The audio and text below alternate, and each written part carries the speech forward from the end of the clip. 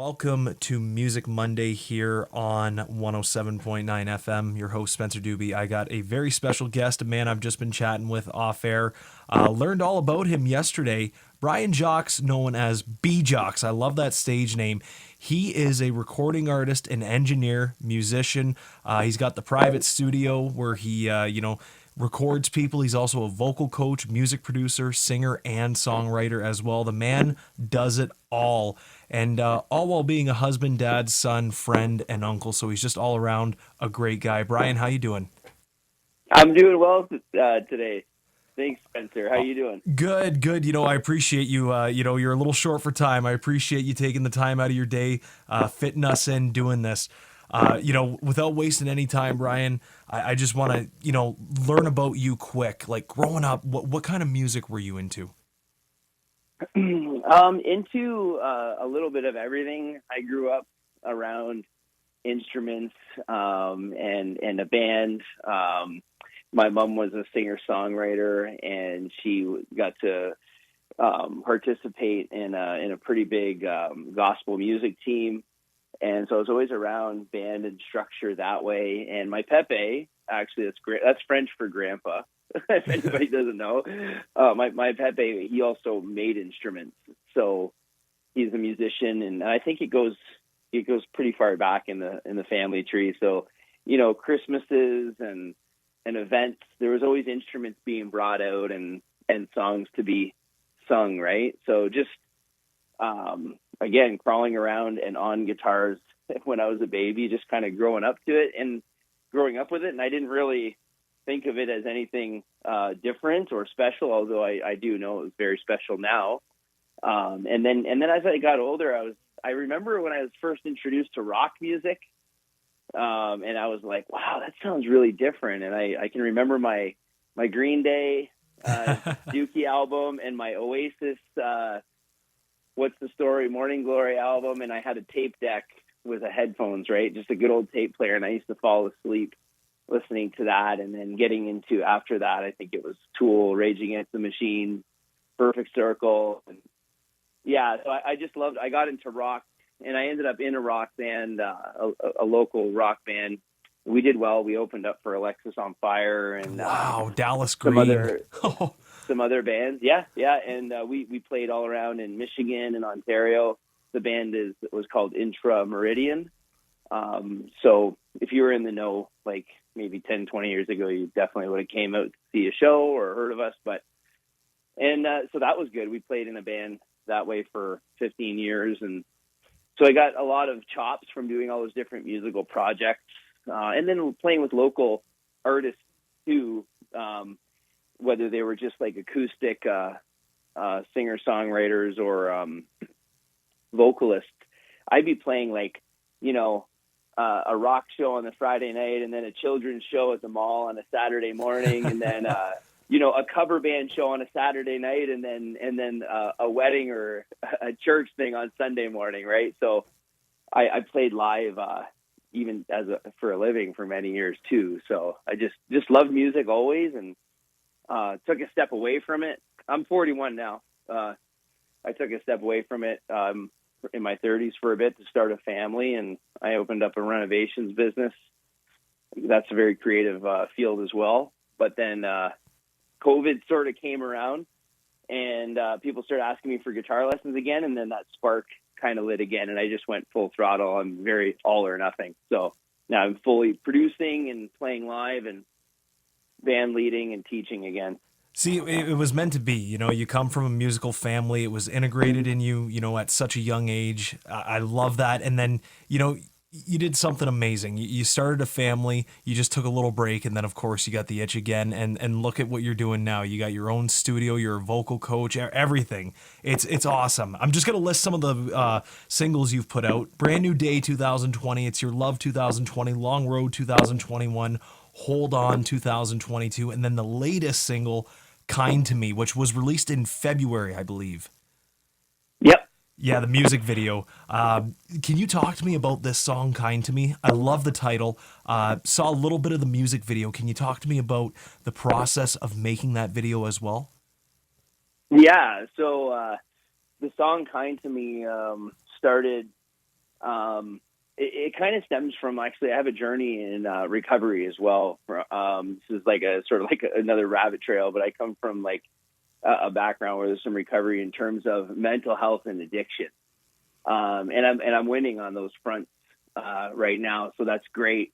But the song "Kind to Me" is just from my awarenesses and learning in that field about the things that we kind of beat ourselves up with, right? And I think this applies to anybody, not just people in recovery, but the fear, the anger, the resentment, the loneliness, right? Those things that we kind of torture ourselves with, and we can be our own worst critic and the hardest on ourselves. So I guess it ended up being a song that's related to self-love. But that really didn't come out till towards the end. Well, I wrote the chorus last, and I named it at the very end. But that's just sort of what shaped out of this song. And it started a couple years ago, and I'm sort of one of those guys who I don't rush anything, and I just sort of pick away at the song, and it changes over time. And the song took a few shapes, and then finally it emerged as the song "Kind to Me," with that message of, self-love, I guess. And what was special to me about making the music video, I had a really, really great team that worked on it. I think some of the very best in our area in terms of video production. Shout out to Blur the Line Films. And but then I also had a children's choir who was actually on the audio recording. They came to this my studio. It's the Music Moves Kids Choir. And anyways, they came and they sang the last chorus. And it was really special because, like, when you're a kid, you don't really think about, this way you're hard on yourself as you get when you're an adult. So I had the kids singing the last chorus, right? And it's kind of like this really intimate, emotional part. And they also took place in the music video. They come in at the end. And, man, we just got some really cool footage. And it was an opportunity for everybody involved. I had a couple different singers on it, Paige Ashley and Janelle C. And then I had my drummer Nate on it. And, yeah, so there must have been a good 25 people who worked on the song. Oh yeah, you gave credit where credit's due. I'm looking at it on Facebook right now. You tagged 26 people. You're just kind. You're paying homage to everybody that was involved along your journey. But I love that message behind the song, "Kind to Me." We all are hard on ourselves, as you mentioned. I love that message. Stop being hard on yourself. Be kind to yourself. Life's tough at times. Don't make it any tougher on yourself. Yeah, exactly. We can make it harder than we need to. Exactly. So, how long did this song take for you to, fully write out all the words, the structure of the song, everything? Because, you being a musician and a producer, I'm sure you were nitpicking every little detail. Yeah. So, it was this song. I let it grow over a 2-year period.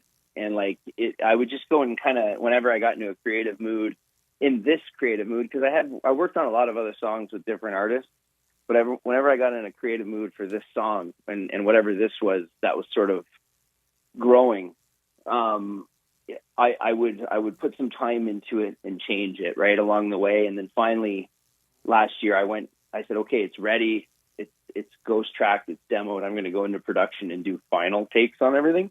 And I did all the instrumentation, piano, bass, guitar, vocals, except for the drum. I had my good friend, who's an amazing drummer, come in and do the final drum tracks for it. And then, of course, there's a mixing engineer, Marty Bach at SLR. He comes in and then he does all the finishing work and adds orchestral stuff to it. So, it's almost embarrassing to say, but I'm not afraid to admit it, because maybe it inspires someone else who thinks, oh, I'm not very good at this. But it's okay to spend hundreds of hours on a project or a song. And if I really look back at every single minute, an hour I put into the song, it's definitely in the hundreds of hours. That you think about the music video shoot day, the editing process, and it was tiring. And there's many times along the way where you're like, oh, I want to quit this, or when you get it back and you've heard it a million times, you're like, I don't even like this song anymore. But after you release it, after you release your work, your artwork, you finally get to hear it from a fresh perspective because it's post-release, and you get to hear it the way other people are hearing it for the first time. So that's, I guess, some other encouragement too. Like, there's a lot of people who make songs, but they don't show anyone. You don't get to hear it in that final perspective until you show someone else. So I knew that just from experience. And then I released it scared and didn't want to hit post and all that stuff. And I did. And it took off, to be honest with you. It was the most views and streams I ever got on a song. Like, it was, I think the one post on Facebook has 19 or 20,000 views just from my personal page. Wow. And I was like, wow, like, it just went flying, and people took the message and they were like, everyone needs to hear this right now. Like, I didn't ask anybody to do that, right? I just put the song out there because I thought it was of good intention, and it sailed. It really did. Well, it's got a wonderful message in the music video. You know, that was very thought out. At least I think. Watching the music video, what I saw of it, it looked like there was a lot of planning. I don't know if you come up with everything yourself, but well done to you or whoever thought that music video out. It's a team awesome. effort. It's a team effort. Like, I come up with ideas, and the way it turns out is nothing like I originally thought, but kind of is. And you let other artists work on it, and there's compromise, right? So it's an amalgamation of everyone's ideas who kind of bought into where the song was going and the idea of it and the vision. Yeah, absolutely. I got to shout this out really quick for Brian. If you want to follow him on Facebook, Brian Jacques. If you have Instagram, bjox, bjox music on Instagram, and Spotify, Apple, it's b_jox. Brian, thank you so much, man. I appreciate you taking time out of your day. I really do. You're a busy man. It was so short, but you know what? I feel like I've known you for a while. I love your outlook on life, man. It has been a pleasure to chat with you. Yeah, pleasure. And it's an opportunity. If I didn't have to teach here shortly to one of my valued clients, I'd stay on the phone with you. But I appreciate you squeezing me in, man. Thank you, Spencer. No problem at all. We're going to close out the interview with Kind to Me. Brian Jacques. Thank you, Brian. All right. Thanks, man.